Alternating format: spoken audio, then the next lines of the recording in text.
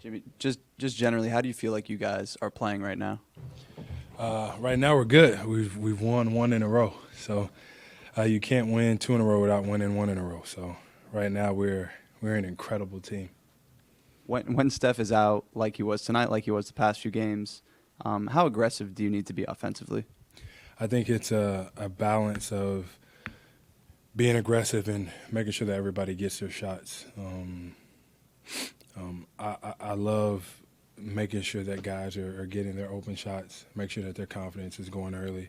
And then when it's time to score, I think I can do that with the best of them, honestly. But before any and all that stuff, I just think, our pace was great.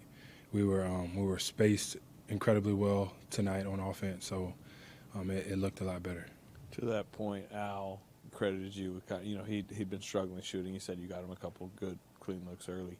How purposeful was that? Oh, very, very purposeful. I mean, as great of screens as he sets for me and, protecting everybody at the rim and making all the right plays. It's only right whenever he's open, he gets the ball every single time, for sure for me.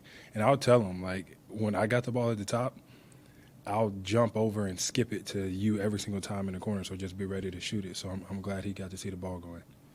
Jimmy, obviously it's only November, but how telling will this trip be? It's 6 games in 9 days. It's, defending champs, San Antonio twice. How do you view this trip? Exciting. That's one.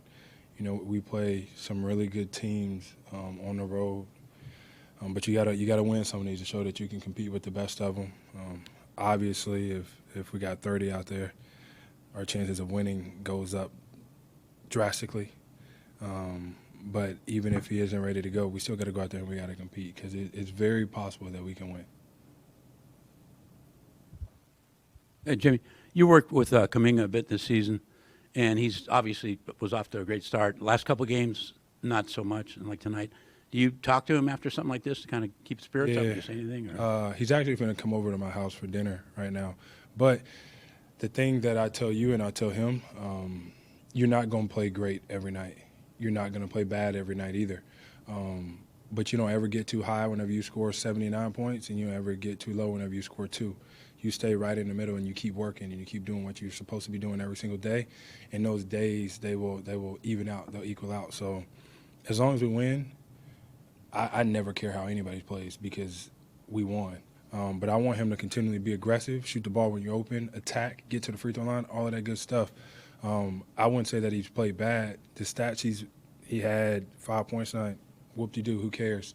Because there's going to be nights when he has 45 points, and it's going to look like, oh, look at this. But he's playing well enough on the defensive side. He's rebounding the basketball. It's more than just scoring, which is what I try to tell him.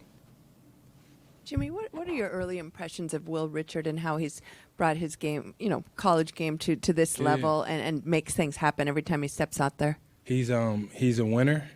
He's hella smart, but I think the thing that I love about Will the most is his ability to listen. Like, you tell him what to do, to the best of his ability, he's going to do it.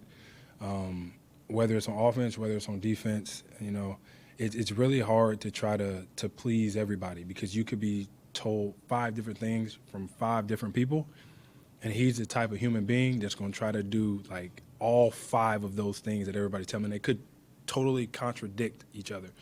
But he's a hellified listener, and whatever you tell him to do, he understands that it's to win, so he's going to do it, and he just looks incredible whenever he's out there doing it. Is there a piece of advice you've given him that you've seen him, take out there and deliver? I always say, like, to everybody, your time's coming. We don't know. I damn sure don't know when. But I was you at one point in the league, too, and it's always be ready. It's always going to be the next man up. And when his number's called, when his name's called, he shows up in a big way. So he just needs to keep going with that. You show up, you work out, you train, you do everything the same way. And then when your number's called, you go out there and you compete at a high level and you show up like he's been doing these last couple games. Jimmy, you and Draymond in Denver the other night were asking the younger guys to just play harder. That was the theme coming out of the locker room. Al said Draymond challenged everybody to come out better. How did you think the group responded given the way you guys played Friday? Incredibly well.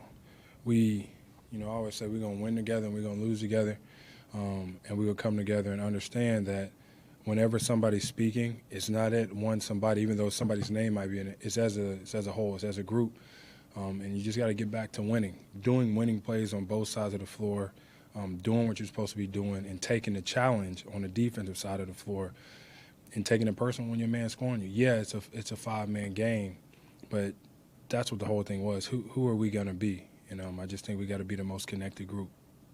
Jimmy, when you were asked earlier about J.K., you said the important thing is that he stays aggressive. It seemed like the last couple of games he was more tentative. He settled for some threes when he, driving to the hoops, obviously his strength. Did you see that at all? No. I like all the threes that he takes.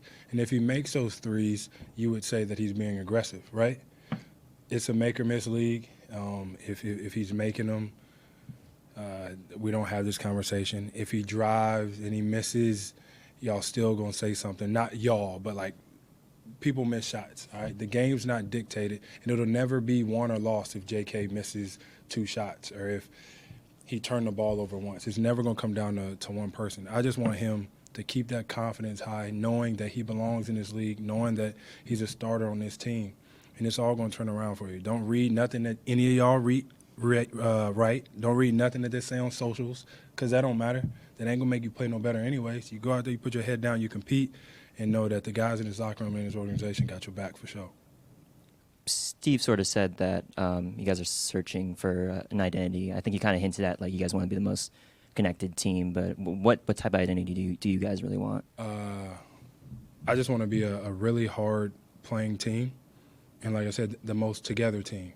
Through the good, through the bad, we're not worried about the outside noise. It's the people in here that's living it, that's doing it every single day, that is going to hype you up when you're not playing your best, when you're not feeling your best, and that's going to humble you whenever you're doing too much. Like, that's the togetherness that I'm talking about.